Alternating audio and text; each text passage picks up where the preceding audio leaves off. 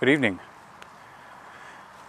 It is 5:03. We are at the park, and today I'd like to talk to you about value. I have this little walnut heart, and if I tell you all the great and lovely things you can do with this walnut heart, you may want to buy it. You may see the value in it. But if you are not in the market for a little walnut heart, it does not matter the value that it has. It doesn't matter at all. And no matter how much I try to convince you, my little walnut heart is worth your time and worth your attention. If you don't first see the value in having one, if you don't want what I'm selling, there will be no reason for you to want to buy it, no matter how valuable it is, no matter how much it can do for you. And no matter how many times I repackage this, put it in a different box, or tell you about all the great things that it has done and it can do, even though it is imperfect.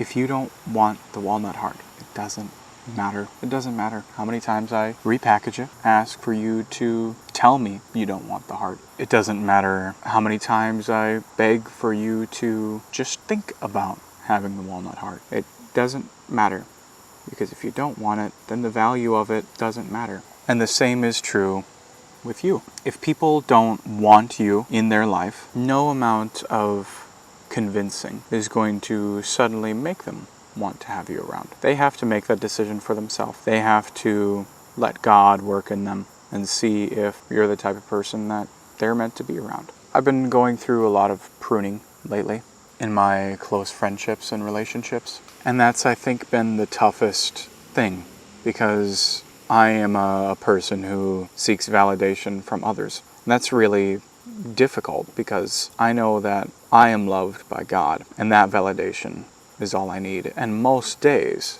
that thought is more than enough for me. It gets me through the day, gives me strength, lets me take courage. But sometimes I feel empty, and sometimes I want people to validate me. Sometimes I crave that. I want to feel important. I want to feel useful. A lot of people like to say that the only things that are loved unconditionally is children and dogs. I'd like to posit that if that were true, nobody would beat their child. If that were true, nobody would abuse their animals. If that were true, bad things wouldn't happen. But they do. Bad things do happen. I'd like to say that that's wrong. The only type of love that is truly unconditional and not transactional is the love from God to us. The love of someone who wants to know you as deeply as a friend and care for you as intimately as a father. There's a song that I've been hearing a lot on the radio, inside stores, things like that. A song called More Like Jesus. In that song, it says, I just want to be more like Jesus, more together and less in pieces. And I'll put the link to that song in the description so you can listen to it. I'm not feeling like singing today, but that's what I want.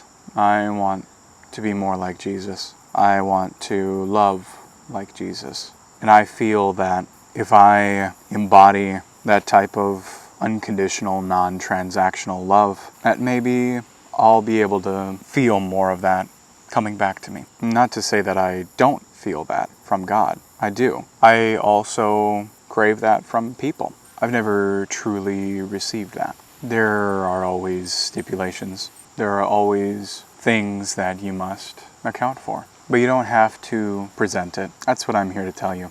Stop trying to prove your value.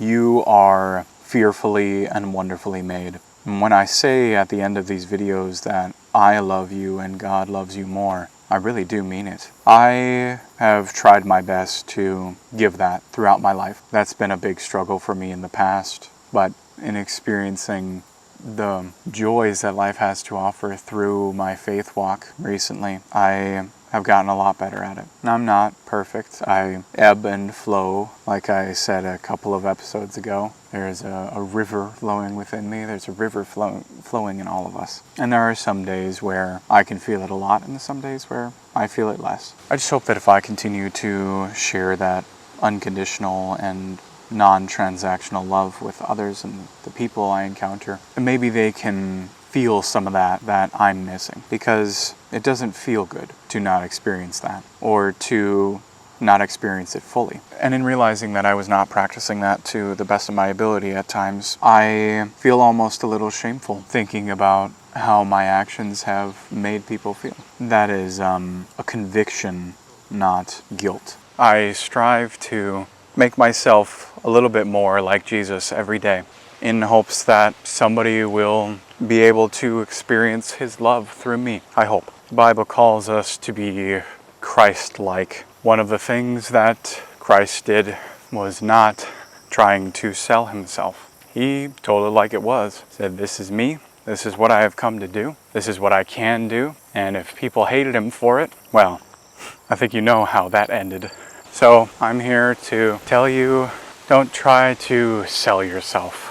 If you are striving to be more Christ-like, then the people who are meant to be in your life will see your value, and you won't have to sell it to them. They will come to you because they're looking for a little walnut heart, not because you told them they should have one, and not because you kept reaching out to them and showing them how much you missed when they wanted that walnut heart. And that means that you might feel like you're missing out on people or experiences, but if they don't see your value, you probably wouldn't want to have those experiences in the first place, because life is better when you surround yourself with people who value you, not people who lie about you, not people who ghost you, and not people who don't care when you're hurting. Those people aren't bad people. They're just not the right people for you. At least not right now, not in this season, and that's okay. And that's probably the hardest thing that I've had to learn to be okay with.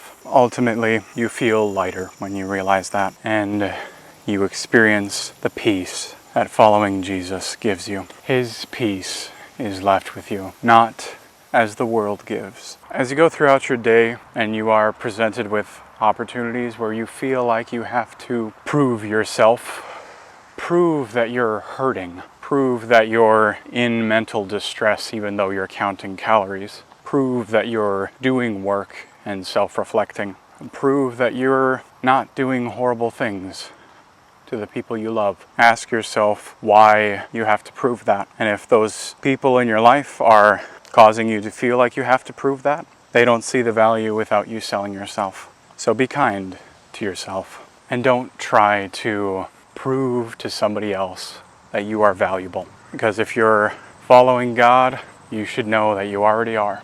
And eventually you will meet people who realize your value. Or maybe it'll be those same people.